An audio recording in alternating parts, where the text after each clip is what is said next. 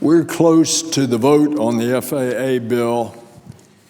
I want to underscore the importance for the Senate because it contains some of the most significant passenger-friendly reforms and airport security enhancements that we've seen in years.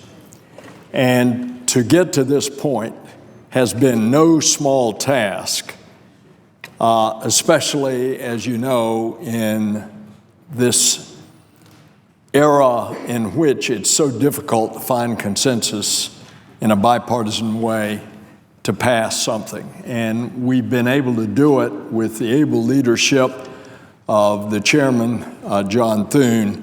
The two of us have felt like that we needed to focus on areas where we agreed. And as a result, the entire Commerce Committee came together to get this done.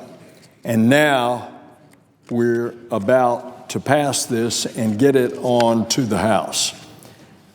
Now, in a complicated bill like this, it doesn't contain everything that everybody wants. But we hope that our counterparts in the House are going to take up and pass this bill without delay. We've given them a good bipartisan blueprint to follow and one that they ought to pass easily. Because if they don't, by adding controversial or partisan measures, such as privatizing our air traffic control system, something the U.S. Department of Defense is unalterably opposed to, that private controllers would be controlling our military aircraft. Well, if that path is taken down in the House, it's going to be a big loss for consumers and for the safety of the flying public. So when it comes to think about some of the irritations of passengers, a growing list of airline fees and charges. Consumers feel that they're nickeled and dimed to death.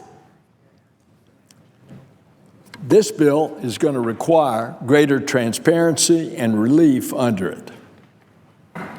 Building on a minority Commerce Committee report that was released last summer, it requires fee refunds for delayed baggage.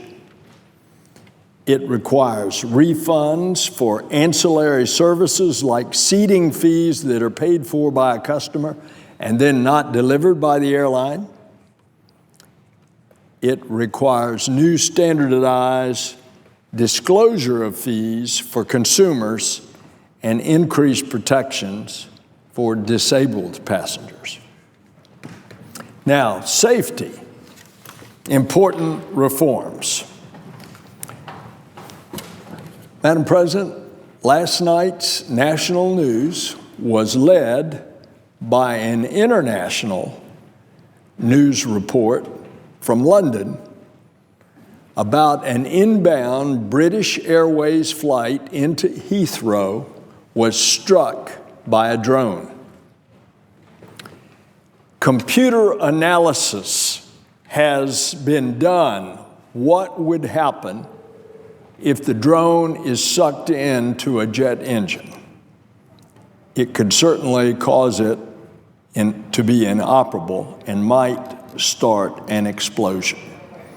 Remember what happened when two seagulls were sucked into the engines of a flight called the Hudson River Miracle, when Captain Sully Sullenberger was able to belly it in because he had no power.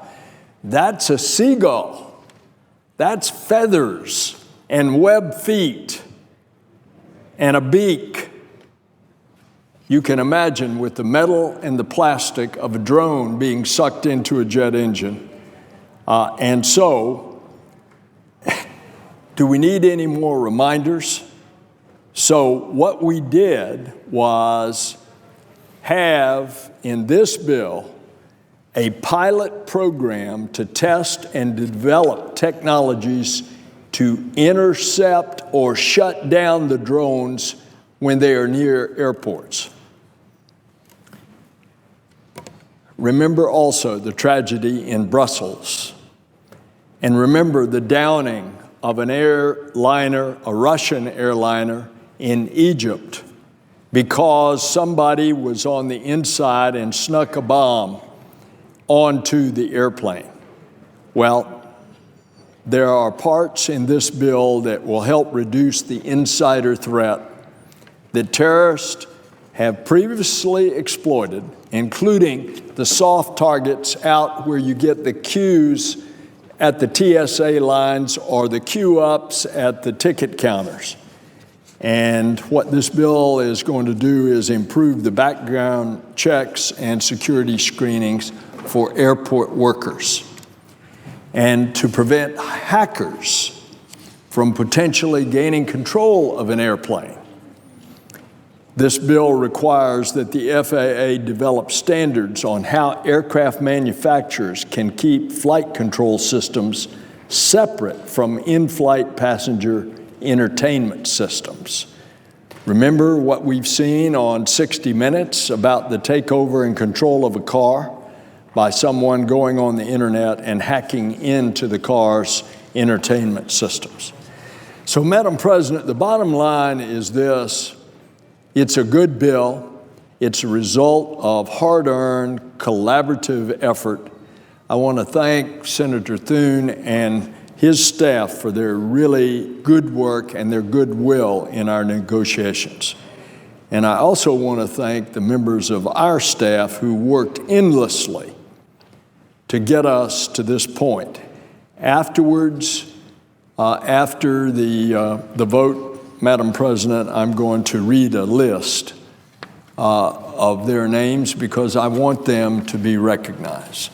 And so to our colleagues in the Senate, I want to thank you for working with Senator Thune and me on the creation and development and up to this point, and now the passage of the bill, and I suspect that the Senate will respond overwhelmingly, and I certainly urge that result.